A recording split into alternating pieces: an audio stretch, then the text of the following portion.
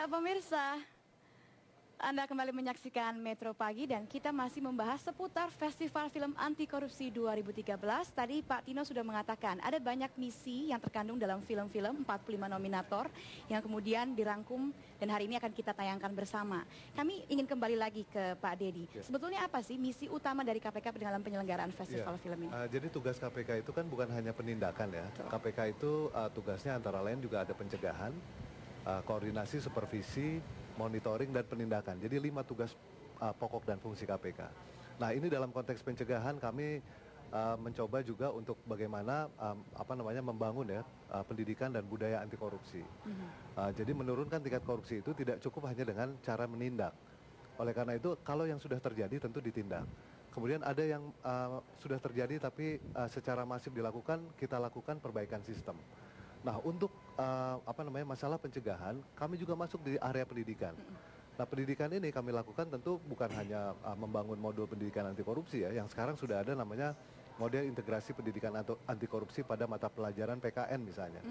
Akan tetapi juga bagaimana tadi peran serta masyarakat ini merepresentasikan bahwa memang masyarakat juga berkeinginan sama dengan KPK untuk selalu ritmenya adalah bagaimana menurunkan tingkat korupsi tadi di Indonesia ya. Nah, misi KPK ini sesungguhnya ingin kami coba terus kembangkan ya. Jadi dalam konteks tadi memperluas peran serta masyarakat supaya masyarakat yang segmentasinya tergantung dari keahlian masing-masing, ini bisa juga ikut gitu di dalam upaya-upaya pencegahan korupsi. Tapi seberapa efektif? Apakah ada tolak ukurnya bahwa festival film ini akhirnya memang mencapai misi yang diharapkan oleh KPK? Saya kira ini satu hal yang patut dicoba ya dalam konteks begini. Contohnya begini, jumlah peserta yang masuk ini kan juga relatif cukup banyak. Kemudian dari tema-tema yang terpilih itu kan juga tema-tema anti korupsi. Artinya dari 180-an ya film yang masuk tadi Bang Tino sudah sampaikan bahwa 45 termasuk kategori yang masuk kriteria ada nilai-nilai anti korupsi yang disampaikan. Artinya memang ada satu gerakan ya masyarakat yang sama, satu keinginan yang sama, di mana masyarakat punya mimpi Indonesia yang bersih.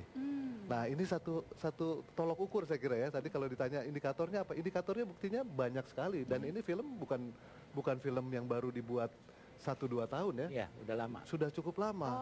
Jadi ternyata yang namanya film anti korupsi ini yang punya topik-topik atau tema-tema anti korupsi ternyata sudah lama.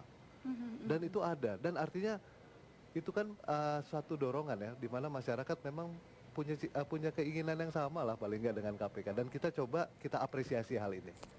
Mungkin Pak Tino bisa menambahkan juga seperti 45 nominasi tersebut tema-tema apa saja yang muncul? Jadi kita ada 7 kategori sebetulnya. Jadi untuk fiksi itu ada fiksi panjang, fiksi pelajar, fiksi pendek ya. Terus dokumenter sama, ada dokumenter panjang, dokumenter pendek sama dokumenter pelajar, dan yang menarik juga ada animasi. Dan animasi itu banyak sekali yang mengirimkan. Jadi tapi mungkin ada kaitannya karena animasi kita tidak melibatkan banyak orang, sehingga setiap orang yang punya bakat komputer, grafis, dan ada sense of filming dia bisa buat itu ya. Film-filmnya juga yang tadi dibilang itu variatif tema-temanya, dan di luar dugaan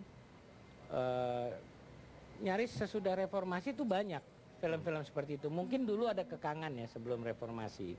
Jadi film-film yang masuk itu justru sesudah reformasi semua memang gitu.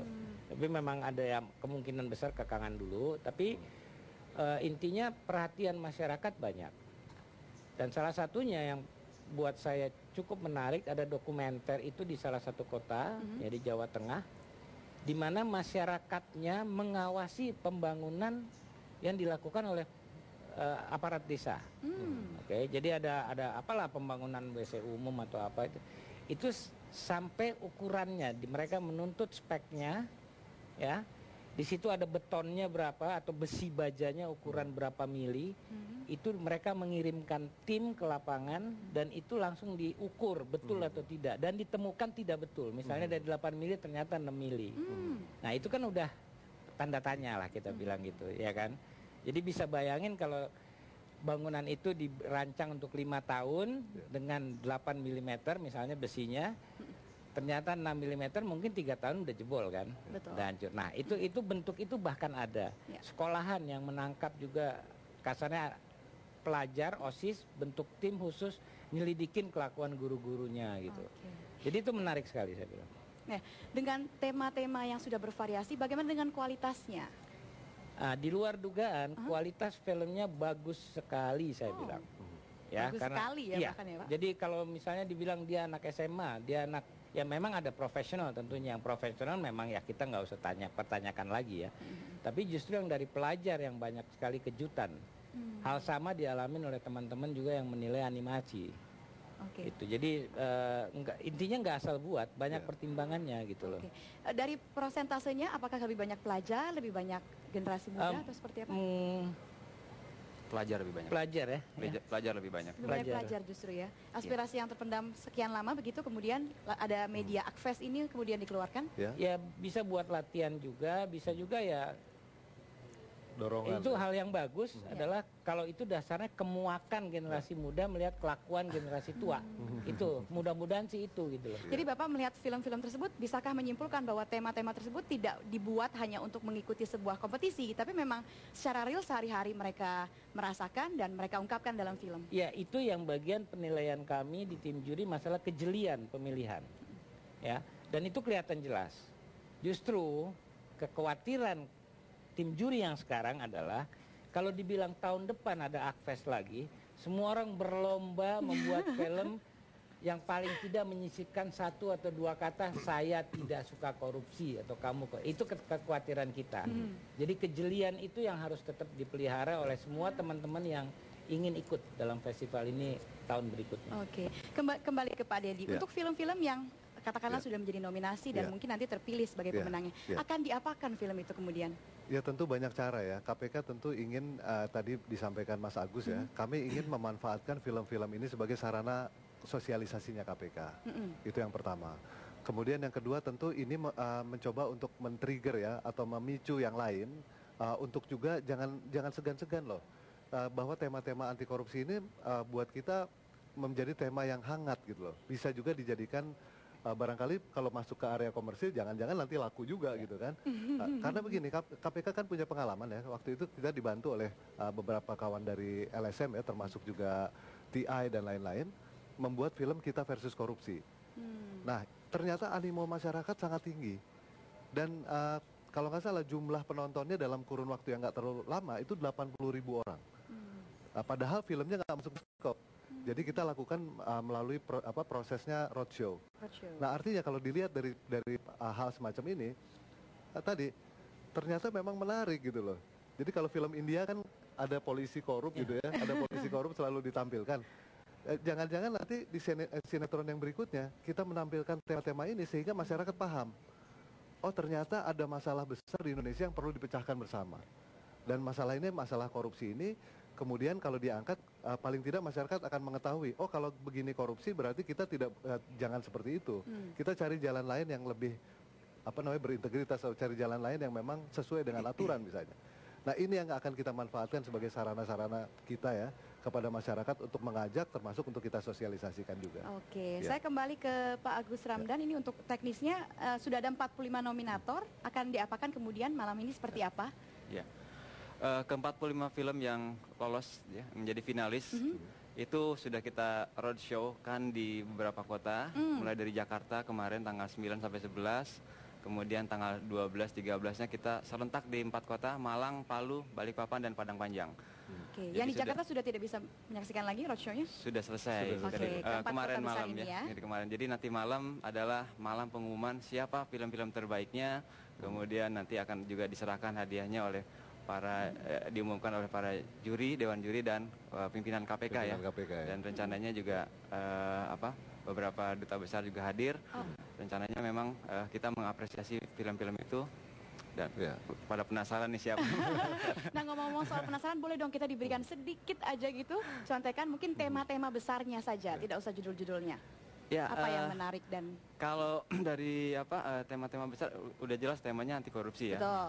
Tapi mungkin pendidikan juga ada ya.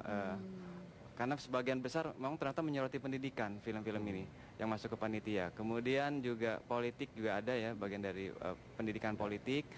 Rupanya pelajar-pelajar kita juga dari sejak sudah lama sudah aware juga ke sana gitu ya. Jadi memang ketakutan kita awalnya gini, ini temanya sangat spesifik dan sangat kuat gitu, anti korupsi. Takutnya film-film yang masuk juga minim gitu. Ternyata luar biasa. Di luar dugaan, sampai kita targetnya mungkin 4 kali lipat lah bisa mencapaikan. Wow, 4 kali lipat ya. Kurang lebih ya. Apakah kemudian dari film-film tersebut ada beberapa tema yang ternyata selama ini luput dari perhatian KPK? Ya, hal-hal kecil ya. Misalnya ada salah satu film yang itu sangat jeli ya. Kalau kita judulnya Langkah Receh, itu juga menjadi sorotan juri juga. Jadi film itu bercerita tentang satu anak pelajar gitu ya, yang biasa kalau di daerah itu beli sesuatu, pengembaliannya itu permen. Daerah mana itu, Pak? Jawa Tengah lah, Jawa Tengah kurang lebih. Jawa Tengah ya. Saya lupa ini daerahnya. Pengembalian permen. Dan ternyata itu mungkin kita juga merasakan itu, mengalami itu barangkali ya. Dan ternyata itu perilaku koruptif yang hal kecil ya dilakukan oleh pedagang misalnya, dan itu ternyata dia cukup kreatif ya. Permen itu dikumpulkan, jadi karena dia selalu dikasih kembalian itu permen, sudah mencapai tertentu dibalikin, mau beli sesuatu lagi, permen itu dihargai sekian, misalnya kalau nggak salah dia mau beli buku karena bukunya habis gitu. Ternyata si pedagangnya nggak terima. Jadi lucu ya. Apa yang mereka pikirkan di luar dugaan kita gitu loh. Hal-hal kecil yang ternyata memang itu perilaku koruptif gitu ya. Semakin menarik Bapak-Bapak perbincangan kita. Pemirsa juga pasti semakin penasaran seperti apa film-filmnya. Akan kita lanjutkan sesaat lagi, tetaplah bersama kami di Metro Pagi.